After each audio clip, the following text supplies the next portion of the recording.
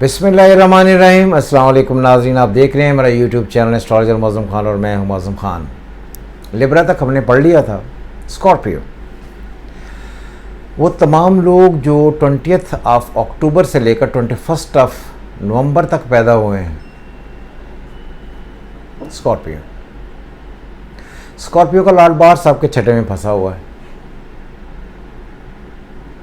आपके 8वें में भी प्लैनेट फंसे हुए हैं।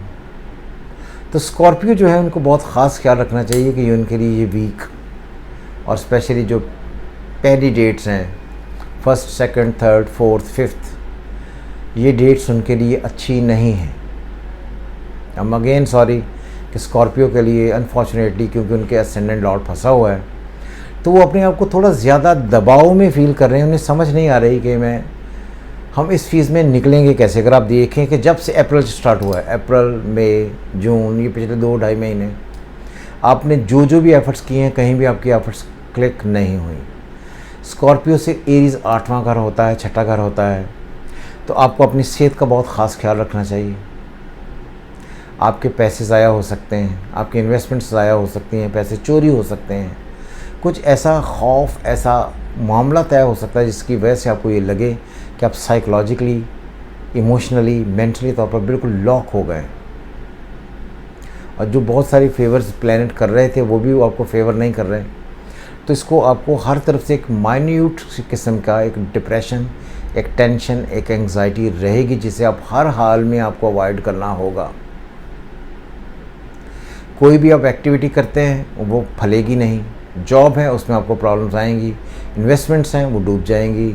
अगर आप देखें 1.5 साल से जो पैसे आपने लगाए हुए हैं, एक तो आपको वो नहीं मिल रहे, और वो तमाम चीज़ें जो जॉब से डायरेक्टली कंसर्न है, सर्विस से कंसर्न है, उनमें अजीबोगरीब किस्म का स्ट्रेस आया हुआ है। और आपके जो सीनियर्स हैं वो आपके अगेंस्ट हैं और जॉब में इस वक्त प्रॉब्लम्स चल रही हैं।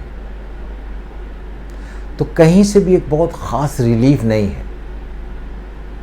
लग रहा है कैसे जैसे एक टफ़ ज़िंदगी चल रही है और कहीं भी जाकर बेहतरी होने के चांसेस नहीं हैं। सो सेहत का बहुत ही आपने ख्याल रखना है। इन्वेस्टमेंट्स आपने नहीं करने। अब करना क्या है? छठे में जेमिनी बैठा हुआ है कि हाँ, आपको सिर्फ ये बात याद रखें कि वो तमाम मामला जिनका लीगल मैटर से डायरेक्टली कंसर्न है, आपको उनमें इस ख़ास महीने में उलझाव में नहीं आना। आपको अगर लगे कि कोई ऐसे मामला हैं जो आपको बहुत तंग कर रहे हैं, तब भी आपने किसी भी तरीके से कानूनी मामलात की तरफ नहीं जाना। अगर आपने किसी ने आपके पैसे खा लिए हैं तो आपने उसके अगेंस्ट चेक नहीं कटवाने कि चेक कटवा कर मैं करूँ ये हम करेंगे तो उसके अगेंस्ट चीज़ें ख़राब हो जाएंगी। बिल्कुल भी आपने चेक्स की तरफ नहीं जाना है। आपने कोई ऐसा मामला नहीं करना जिसमें लीगल केसेस बनने या लीगल केसेस जाने की तरफ कोई ऑप्शन करे। बिल्कुल इस तरफ नहीं जाना है। सो जिस तरह चल रही है ज़िंदगी इस तरह चलने दें। और ये टाइम आपको जुलाई 22 तक गुजारना है। 1.5 महीना भी, और 1.5 महीना आप गुजार लेंगे तो फिर जाकर आप समझेंगे कि आहिस्ता आहिस्ता कहीं ना कहीं से जाकर चीज़ें बेहतर होने की तरफ बढ़ी हैं। आपको ये टाइम गुजारना पड़ेगा। अनफॉर्चुनेटली ये एरीज़ के लिए और स्कॉर्पियो के लिए कोई बहुत ही ज़्यादा ख़ास अच्छा टाइम इस वक्त नहीं चल रहा है। सो बी साइलेंट, कीप साइलेंट। जिस तरह चल रहे हैं इसी तरह चलने दें। और किसी भी तरीके से कोई एक नया एक्सपेरिमेंट या एक्सपीरियंस करने की ज़रूरत नहीं। जिसी तरह आप कोई ना कोई एक्सपीरियंस करेंगे आप फंस जाएंगे। तो जो चल रहा है उसको इसी तरह ही चलने दें। किसी भी चीज़ को अगर आप छेड़ते हैं तो चीज़ें आपके अगेंस्ट ही चली जाएंगी और एक और नया पड़ जाएगा। सो अवॉइड एवरी सिचुएशन। सेजिटेरियस, वो तमाम लोग जो नवंबर 20 से लेकर दिसंबर 21 तक पैदा हुए हैं, ये सारे के सारे सेजिटेरियस हैं। Cause by sun sign. कॉस का लॉर्ड जुपिटर अपने ही घर से 7वें में आकर बैठा हुआ है, जिसको चौथे से सैटर्न की स्क्वायर है। आपको इस ख़ास महीने, इस ख़ास वीक में अपने वो तमाम मामला जिनका डायरेक्टली कंसर्न किसी भी तरीके से पार्टनरशिप से है, इन्वेस्टमेंट से है,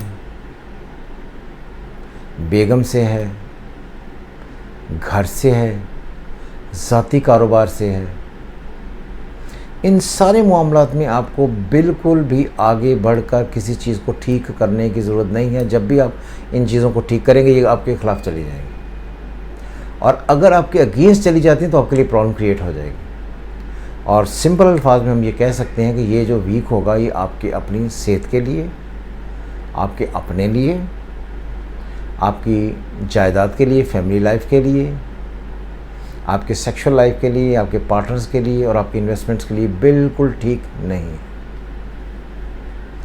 देखने में प्लानिंग कंडीशन बहुत ही एक्स्ट्राऑर्डिनरी लगती है मगर बिल्कुल भी है नहीं। हाँ, अब आ गए कि क्या इसमें अच्छा है। आपके सन से 5वें घर में Mars in Aries with Rahu है।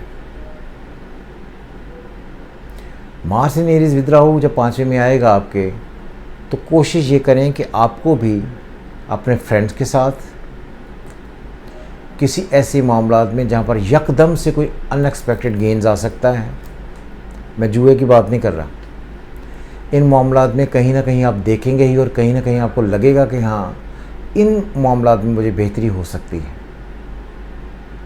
उनकी तरफ जाएं। लेकिन जुआ या एक ऐसी गैम्बल जिसमें आपके पैसे जाने के चांसेस हो, वो कभी ना खेलिए।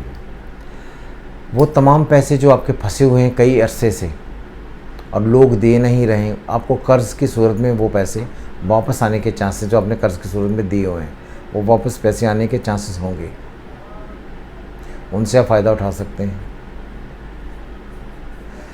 और स्पोर्ट्स, कोई ऐसे मामला जहाँ पर टेक्निकल चीज़ें हैं, डिवाइसेस हैं, उनकी ट्रेड, उनसे आपको फ़ायदा हो सकता है। और कोशिश करें कि इस ख़ास वीक में बजाय इसके कि आप अपने पैसे लगाएं और लगाकर फंस जाएं, आपको ट्रेड डील्स, सडन डील्स, कुछ ऐसे डील जो इमीडिएटली बंदा करके उससे पैसे बना लेता है, हम उसे सडन गेन्स में ही कंसिडर करते हैं। अगर आप उसमें जाते हैं तो उसमें से आपको फ़ायदा हो सकेगा। और आपको भी अपने ज़ाती मामलात को for the time being lock करके कोशिश ये करनी है कि दूसरों से एडवांटेज लिया जाए।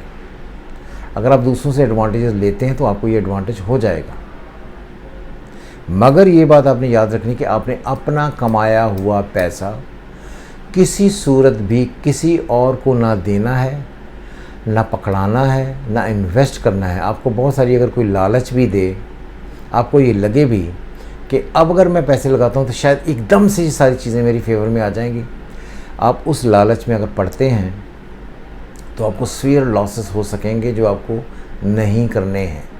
तो इसीलिए सिंपल अल्फाज में आप ये समझ सकते हैं, आप इस वीक पैसा लगाने के लिए नहीं, पैसा लेने के लिए पैदा हुए हैं। इस वीक में ये सारी अगर आप एक्टिविटी कर लेते हैं तो आपको कहीं ना कहीं बहुत एडवांटेज हो जाएगा, जो आपकी ज़िंदगी में आपके लिए आसानियाँ क्रिएट करेगा। सो हर हाल में इस वीक में अपने आप को पीछे करके दूसरों को आगे करके उनसे फ़ायदा उठाएं। खुदा हाफिज़। पाकिस्तान जिंदाबाद।